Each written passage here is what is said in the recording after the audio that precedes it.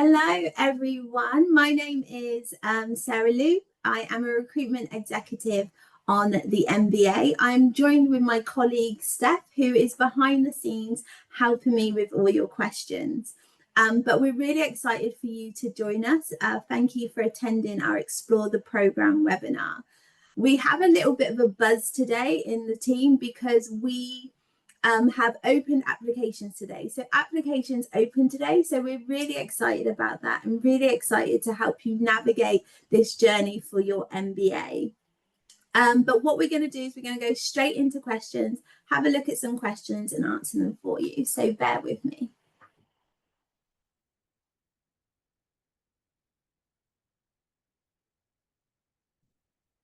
Okay, so my first question here is regarding the person is 34 and they have 9 to 10 years experience. A lot of that is within the management experience, and they're seeing if the MBA program is the right fit for them. And so in regards to that, yes, so 9 to 10 years experience is more on the higher end of our experience. Like we said, the average work experience is 6 years. But we do have people who have 9 to 10 years as well. I think it's mostly about looking at if the program is the right fit for you and who you will be surrounded by in that year. In terms of your age, that's not a problem for us. I think the highest age that we've had is around 41, 40. So that's not the problem at all. It's more just the experience that you're going to get out of it. So we do have an executive MBA for people who are more experienced in the work sector. However, that ranges from around 8 to 17 years. So it's really up to you who you want to surround yourself with, but the MBA still would be a good fit for you.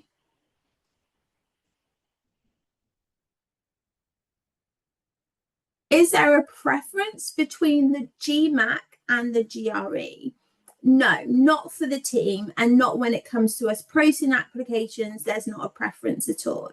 I think you will just need to have a look at what you prefer. The GMAC and the GRE, depending on your learning style, might just fit you better. So you might find that you just find the GMAC, the reading, the questions is just a little bit better in terms of your reading and learning style. So I would look into that for yourself, maybe have a look on a few blogs, ask a few people who have already done the test, how that was for them.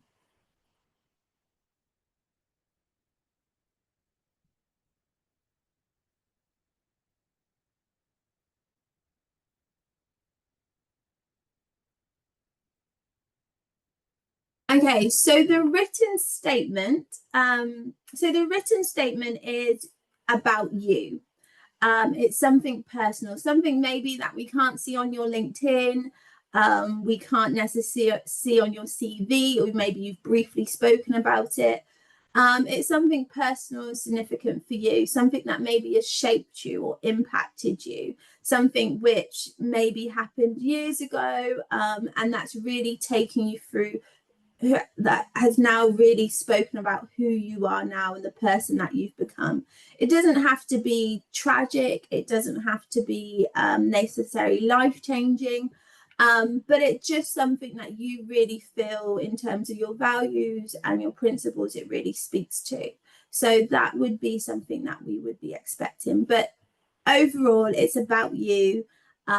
Not necessarily about in terms of why you want to do the MBA. It might have a glimpse of that in, but you really want to help us to understand a little bit deeper about who you are as a person.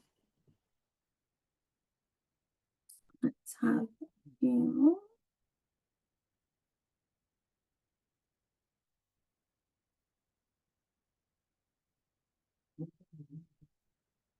So the scholarships that require separate applications, yes, you can find that on the application portal. We also, if the team doesn't mind, if they could possibly pop in the chat the scholarship and funding page, that will give you all the information that you need in terms of that application process.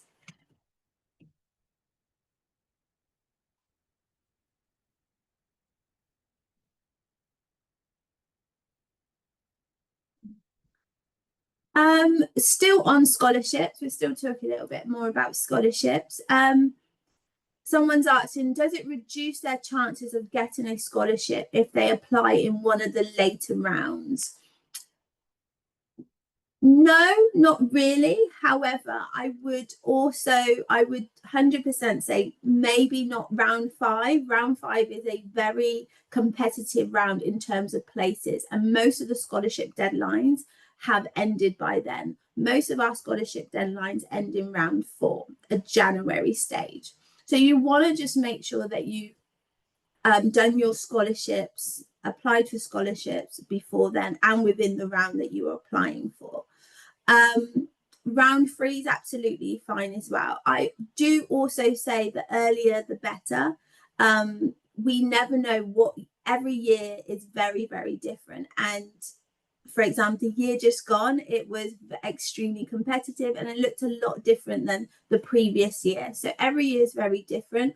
I would just make sure that you're happy with your application. You feel like you're putting your best foot forward in terms of your application and your scholarship applications, and then applying that round. But I would say try and avoid round five.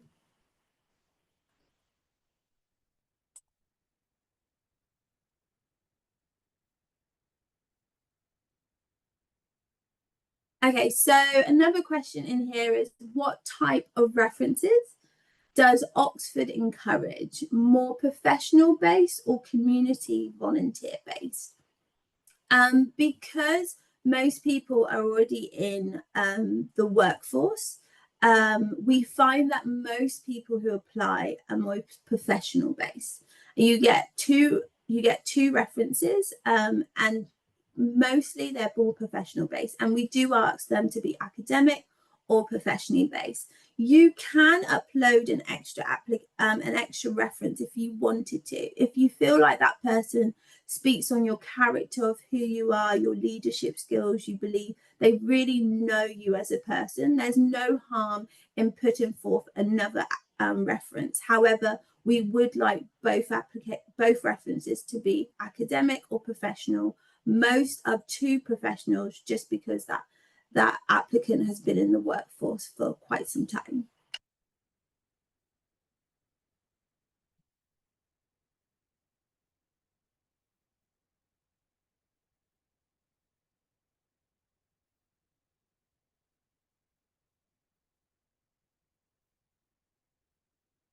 Yeah, so this is a good question also about references and who you can go to.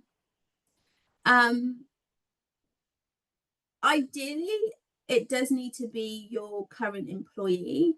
If you have, and ideally at least one of them will need to be your current employee. Now, if you have, let's say you've only been working there maybe a year and you feel as though your previous employee, you've been there a lot longer, they can speak highly of you, you can also do that as well.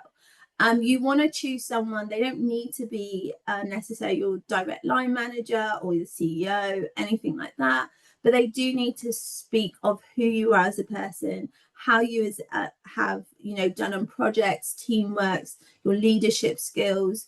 It's important that they know you and know how you work and are able to provide evidence in their references of you accomplishing those things.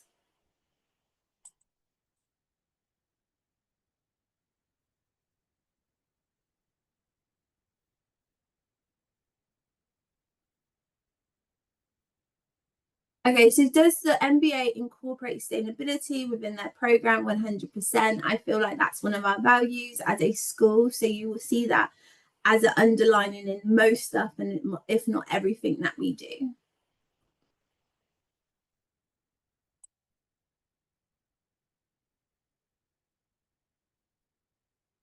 Does having a big gap in employment affect the chances of getting accepted?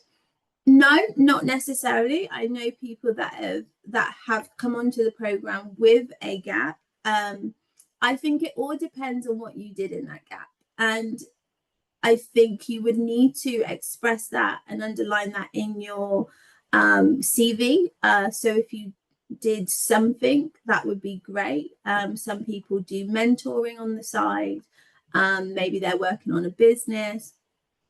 Some people have traveled, and you might also want to use, if that gap was quite defining for you, you might want to use that in your essay, your personal essay, if you feel like it will bring value. But you will have to explain somewhere why you've had that gap and what it is you was doing within that time frame.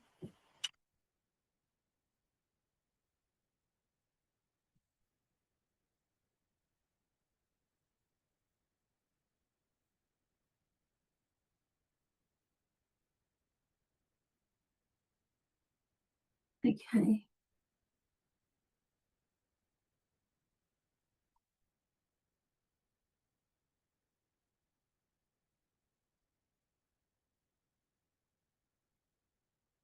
Okay, so how do you evaluate candidates coming from an entrepreneurial background versus a traditional background?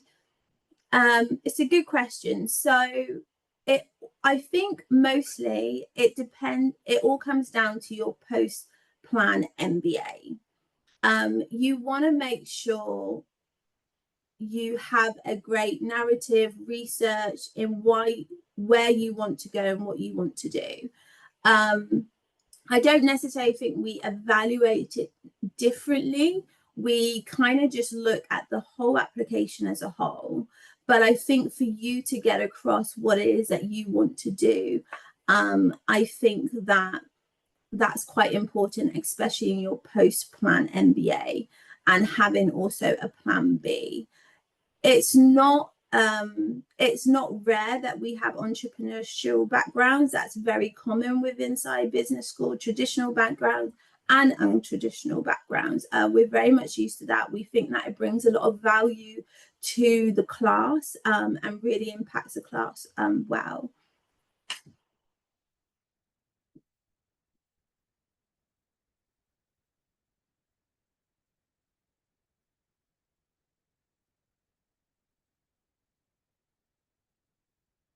What is the average GMAT focus? I believe, and my team can correct me, pop it in the chat if I've got it wrong, guys.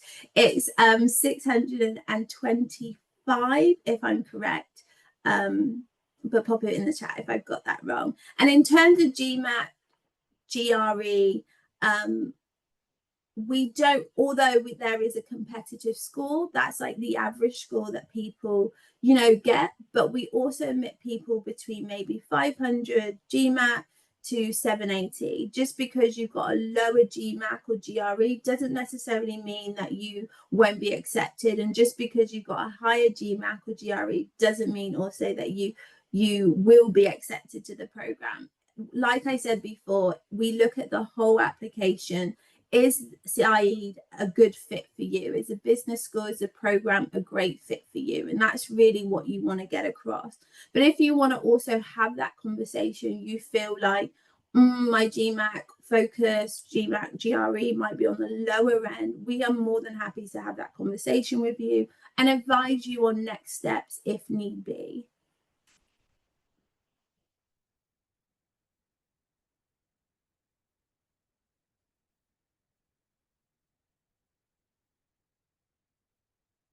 No age limitation when it comes to scholarships. We welcome all people, all ages.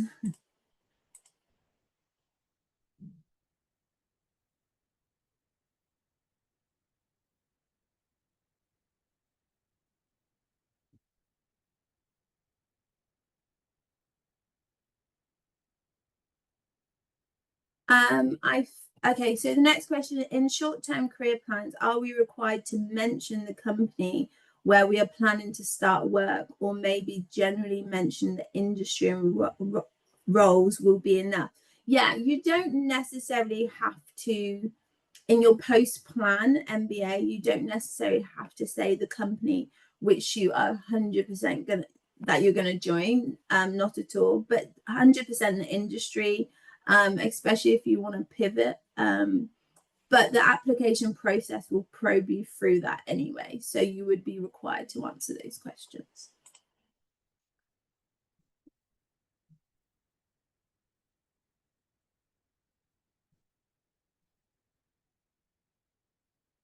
Okay, so I've got another question here. I would like to ask for your advice regarding applying for a full scholarship to the MBA.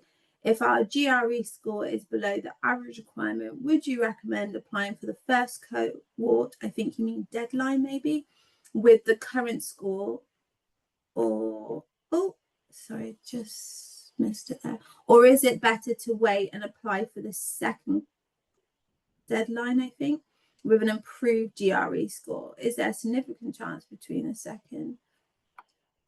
Okay, so stages 1, 2, and 3 are always very good stages to apply for because they're early stages. And I think they're always good to, apply at first. But in terms of your GRE score, if you feel like it's low, it's honestly up to you. You have to be really confident in the application you're putting forward, no matter what stage it is. A lot of our scholarships can be merit-based. And so, we are looking at your undergrad, your GRE score, your GMAT score. So if scholarships are really important to you, you want to put a competitive application forward, then you may want to wait a few rounds to see if you can get a higher score in your GRE or GMAT. At the same time, if you feel that's a really good score and you can't do better in that score, then that's also fine, and put forward your application. And that's fine. But if you feel like, oh, I've got the time to maybe look at that, the first and second round, there's not much difference. So I would, if you have the time, be able to study for your GRE and put for a stronger score if you can.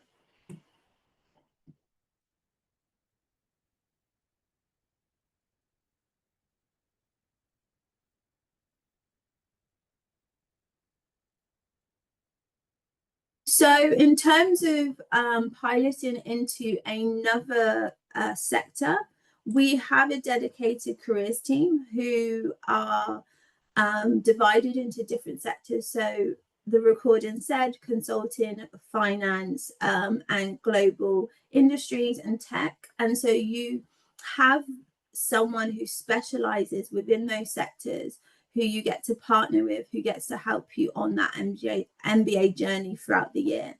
The recruitment team are really great. They start with you before the program begins and supports you also after the program, a few months after the program. So there is a significant amount of support within that team.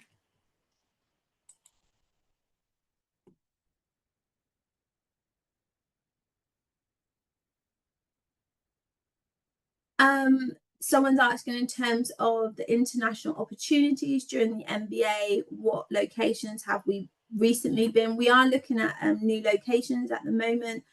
We've been to South Africa, and we've also done fintech within London as well.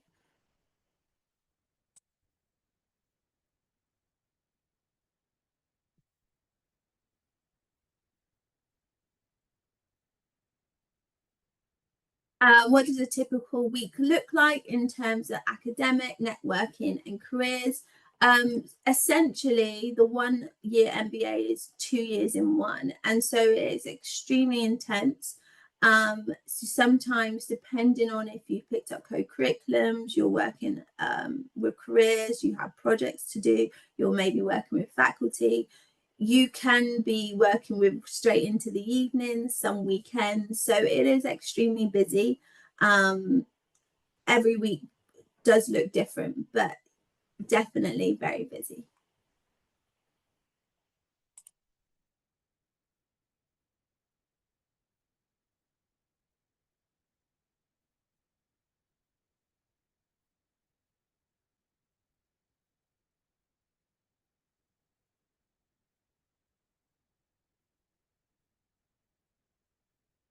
So if you sorry, this question is just in regards to references again. And let's say the person that you want to reach out to has left the company, they can use their personal address. However, they will need to state at the beginning of their reference why they're using a personal email address. As long as they state it's because A, B, and C, we are happy to accept that.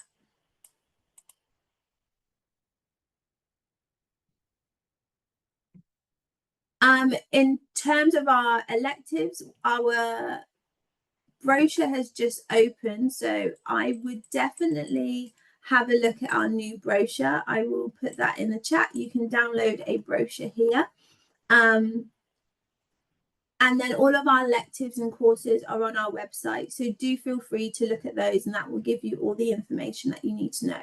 If there's something that you don't find in terms of our electives and what we offer as core courses, please feel free to reach out to us.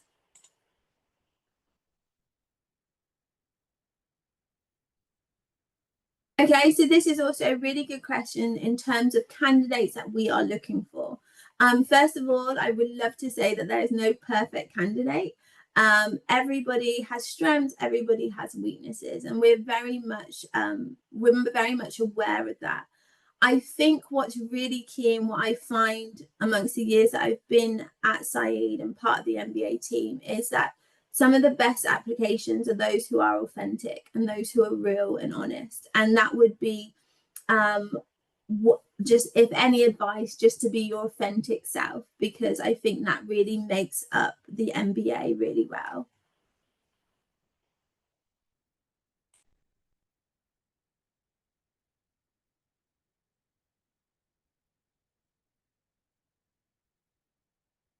Okay, so the Kira assessment within the application.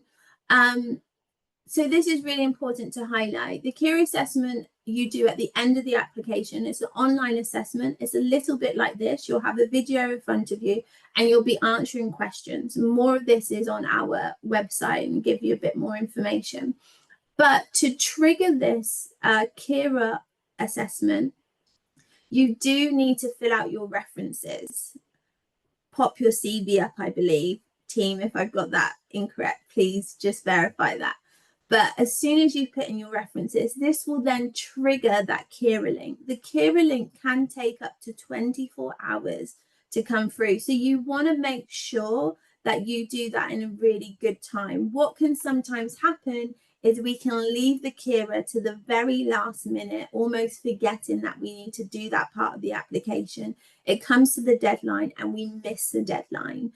And unfortunately, we won't accept your application as submitted unless that Kira link has also come through as well. So that's a really good question, and I'm glad that it was answered.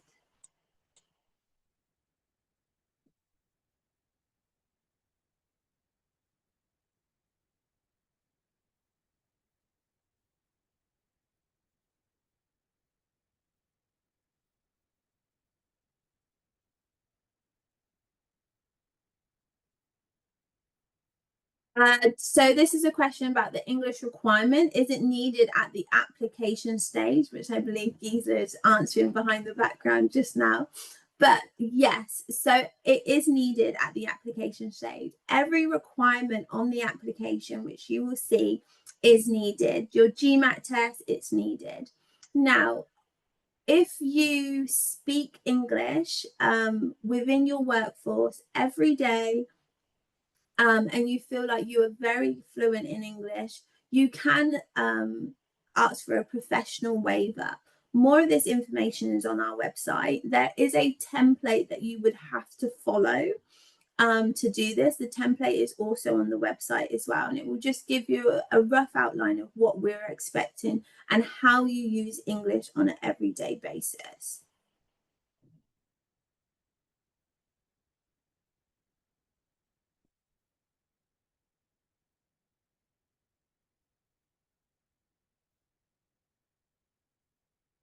Okay, we're coming to the end of our question.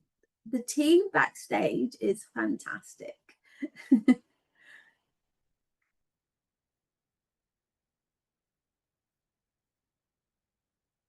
What advice do you have for applicants whose goals may not fit neatly into one industry bucket?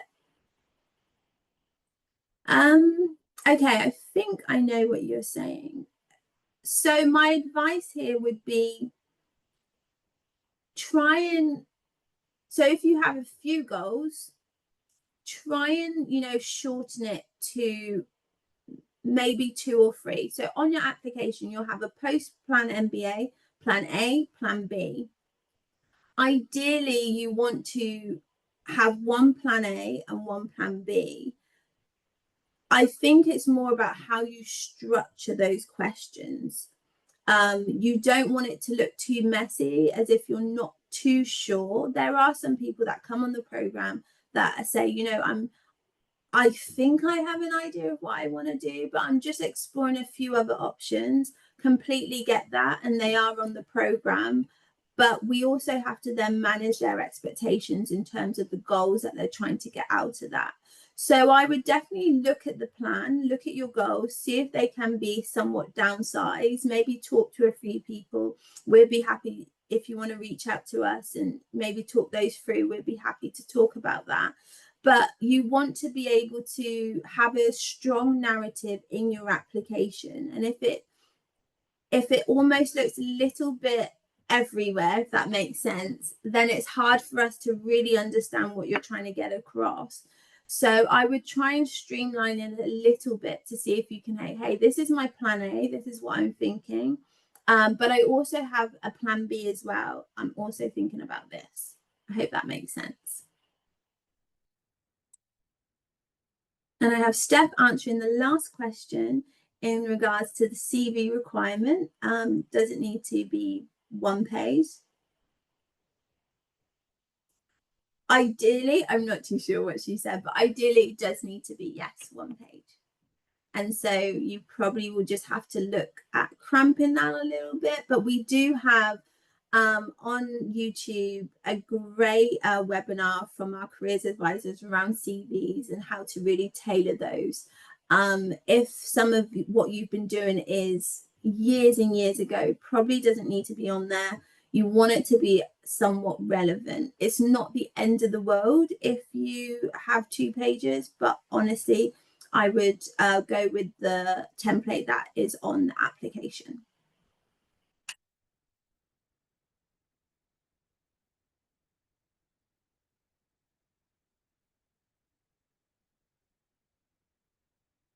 So the Kira link, just to confirm, in regards to the Kira link and when this will be generated, the Kira link will be generated as soon as you put your references in. I believe that's right. Yeah, as soon as you put your references in, it will click, it will be generated. It does take 24 hours. If you're still waiting after that, you can reach out to Kira itself. You can also reach out to the team, but I believe there shouldn't be any issues in regards to that. And Giza is also asking that question for me. In terms of securing roles, we have an employment report on our website. I don't know if I'll be able to get that up for you now, as I think they might have changed where it is. But you can just email us on Oxford MBA at SBS, and we can send you the employment report. You can have a read through that, and that would really help you navigate where people have gone after their MBA. Okay, I think that's it. I'm happy to wait a few seconds to see if there's any more questions. Like I said, guys, the applications have now opened. So feel free to start your application, take your time with it, really begin to tailor it how you want to. A lot of our team is traveling. They are going all over the globe. So do check our events page to see if they're coming near you. We would love to connect and meet you. We do information sessions, we do one-to-ones, which are really exciting. So feel free to have a look at our events page. And yeah, it'd be lovely to connect with you all. I think that's it. Yes, we're hoping to come to one of me and Steph, who is behind the scenes. We look after the region LATAM, Africa and the Middle East, and we're hoping to come to Nigeria, hopefully in October. Okay, guys, I think that's it. Steph's popped the employment report on our chat, so feel free to have a look at that. Also, the download for the brochure is there, so also feel free to look at that. It's lovely talking to you, and I hope you enjoy the rest of your day or evening. Take care. Bye.